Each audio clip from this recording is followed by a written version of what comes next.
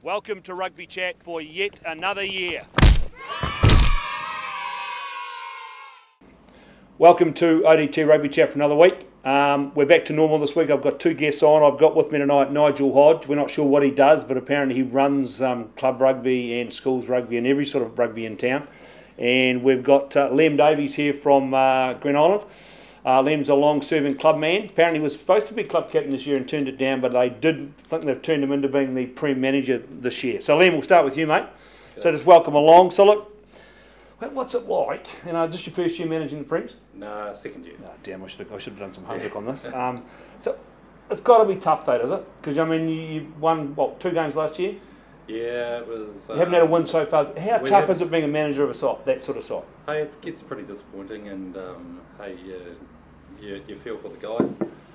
At the end of the day, the culture in the club is really, really good. You know, we've got good backing from our sponsors. We still get people turning up every week. Yeah, that win will happen, I think, this year. Because you're right about that. I mean, I don't go to Green Island much. I'm probably not that popular calling you the spanner heads every week, but I think that every time you go, there is always a lot of people watching games, and there's always seems to be a nice buzz in the club rooms. Yeah, hey, the community's right behind us. You know, we enjoy our rugby, we enjoy the socialising. You know, good culture from the junior sides and the kids. So the parents are always there, and yeah, hey, it's. You know, we're scraping the bottom of the barrel, still playing our rugby, but you know, we're not going to give up. Cool. Righto, Hodge, we'll bring you in, mate. Look, welcome along. Now, you're the chairman of the, what's it called now? The Rugby Council? Metropolitan Rugby Council. Right, yeah. It sounds pretty official. So look, what does the Metropolitan Rugby Council actually look after? We look after the regulations around how club rugby's run. So we've got a delegate from every club, including the smaller clubs, the West Tigers and the Brightons. So everybody's got a voice on this board. Does that work? Whether they choose to use that voice, I'm not sure, and the amount of information that should get back to the clubs and doesn't seem to work that well. I've got some ideas around. So you look after clubs, do you look after schools as well, or is it just clubs?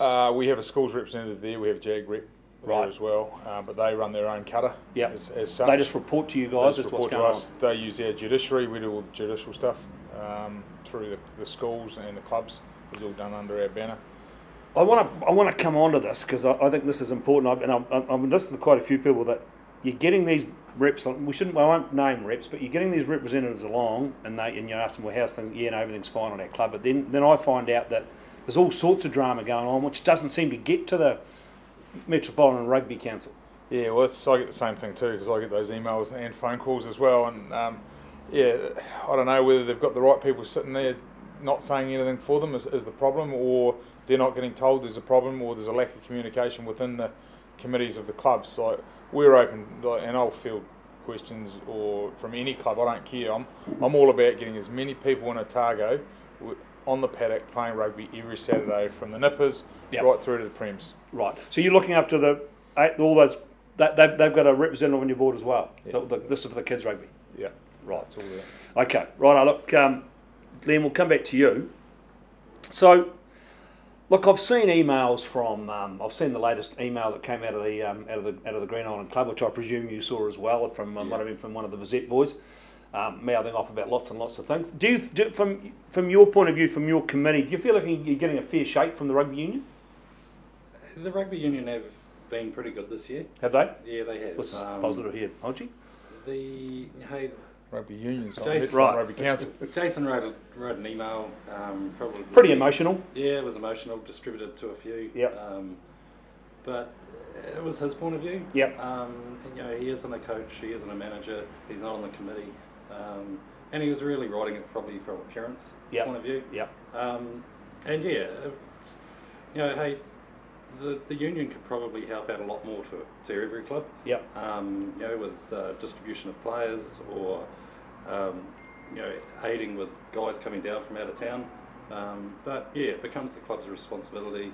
And yeah, it was probably Jason just voicing his opinion. So do you think you're getting a fair shake or not?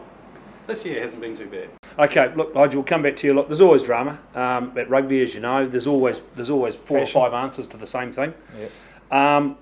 Let's talk about this latest debacle. Well, it's not a debacle, but the Zingaree Colts have pulled out since last weekend. So you've obviously had to redo the whole draw.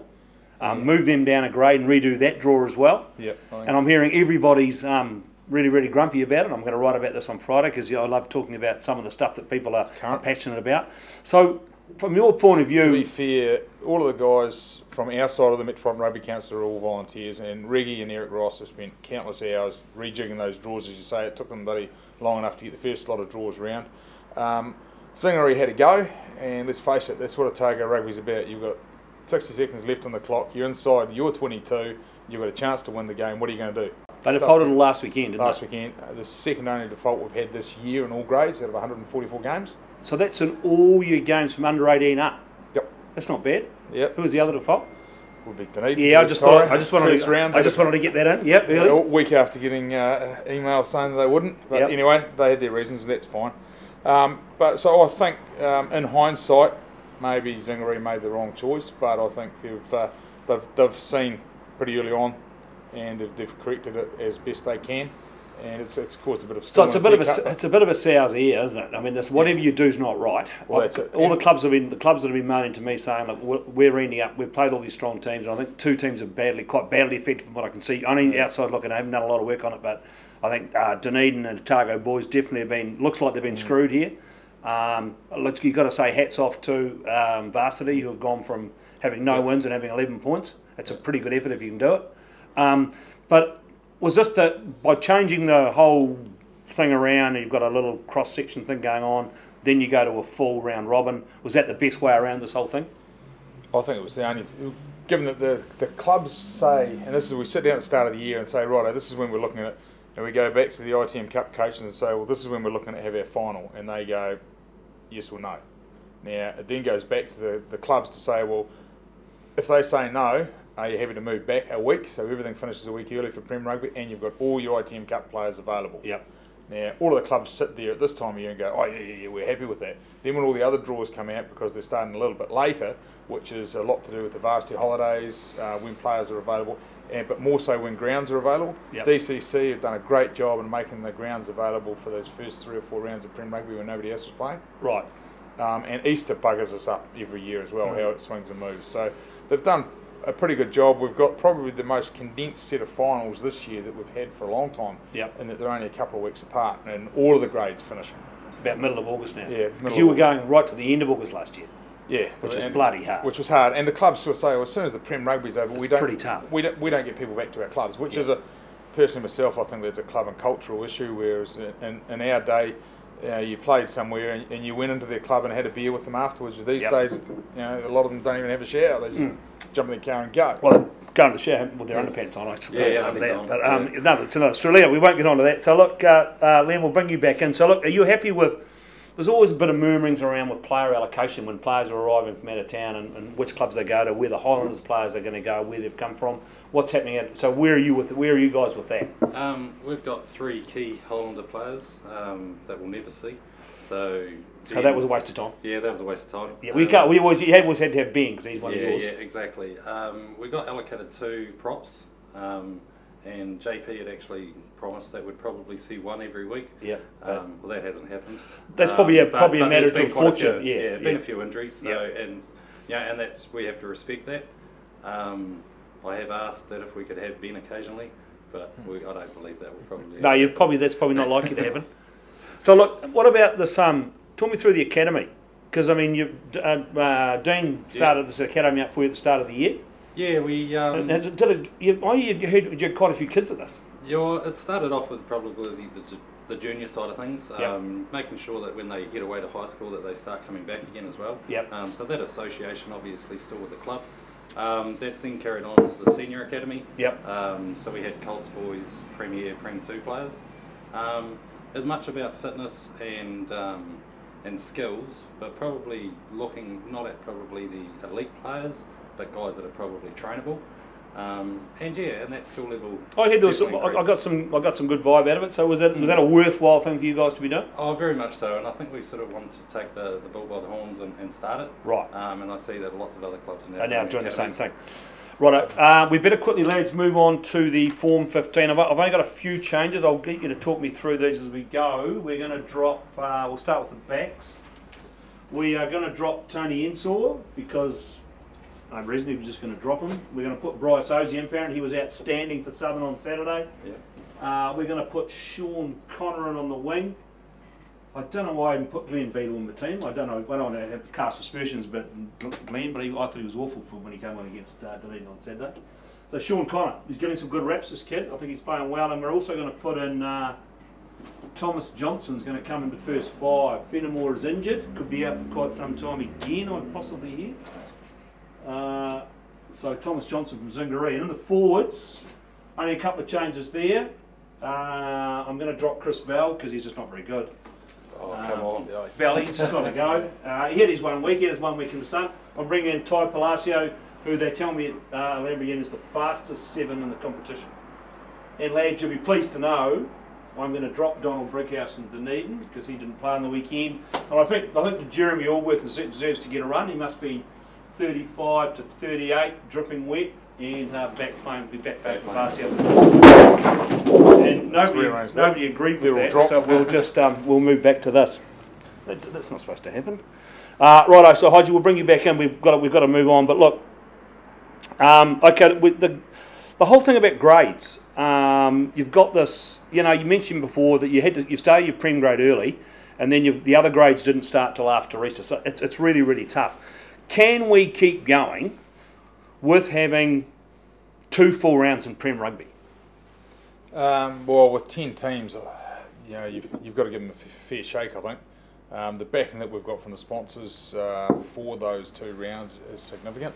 Yep. I don't know that we want to flush that just for the sake of changing things. Yep. And that gives them something to play for in 2 rounds. I think leaving Prem rugby out of it, we've got to look at the next 2 levels down.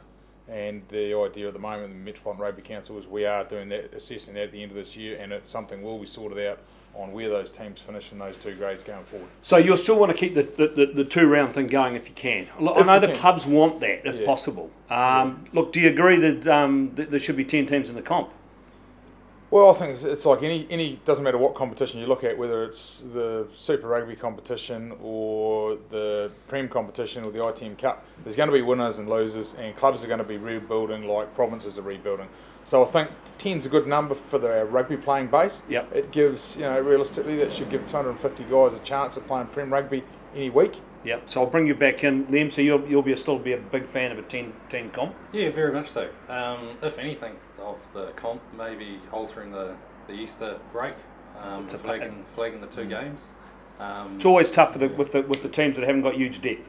Very much so. We did that this year with a wee bit different, staying in those other 2 grades that a little bit later gave all of effectively the Prem Colts and the Prem 2s their availability to use them. So that was one of the reasons we did that. So you'll be still a big advocate of 10 teams. I'm like you. I'm like you guys.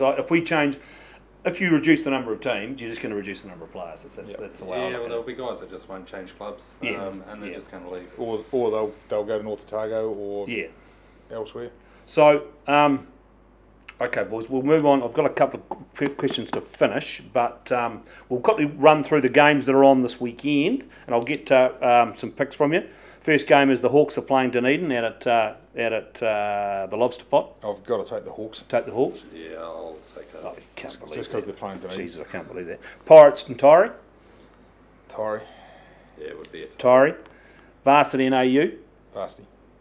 No, I'm thinking AU. AU? Yeah, AU. The upset. Magpies Kike? Magpie. Yeah, you'd be picking Magpies. Can't kill an old Magpie. Yeah. And the Zingers playing the mighty Spannerheads, or in this case, what do you call yourselves now? The Grizzlies. The Grizzlies, sorry, yeah. Let's go Zingers versus the Grizzlies. Can you go up the hill and win? We have to back ourselves, so yeah. Look, I've got we've got the Helen Memorial this weekend, so. Oh, okay, that's a big one for you guys. It's a trophy game, yeah. So yeah. Okay, so let's just quickly to finish up. Let me just come here. What's happening out at? I know you're a West Tyree boy now, and you've had this upset with Dunedin, but you've sorted that out, and people have stopped calling you Genghis Khan. So what's happening at West Tyree this year? Well, we're having a quieter year this year. We've actually you've won every game though, have you so far? They've won every game they've played. Right. Yeah, they're not the team they were last year. They're in a more rebuilding phase. We've got a lot of younger guys that are new, which is good. We looked at and we went through looking the whole go up to Prem 2s like everyone wanted us to, and but we just didn't have the player base. We're a one-team club. We get the guys up to 11 or 12 and they go to Tyree, which Yep. is fine, and we're happy with that. Yep. And my daughter's playing her 3rd game of rugby this weekend, and you know, hopefully she'll continue. So look, just to finish off, we've run out of time, but just remember the big game this weekend is probably Harbour versus the Sharks. Look, out there, Harbour should win by 50. They've spent so much money on players this year, something that Hodge should have fixed up. $140,000 the chairman spent on the club this year, so they'll probably beat the Sharks, but I'll tip the Sharks anyway. In the big game in Africa, I said last week the Highlanders should have beaten the Lions, and they were ripped off by the referee. They'll beat the Cheetahs this weekend. Take that to the bank, and we'll talk to you again next week.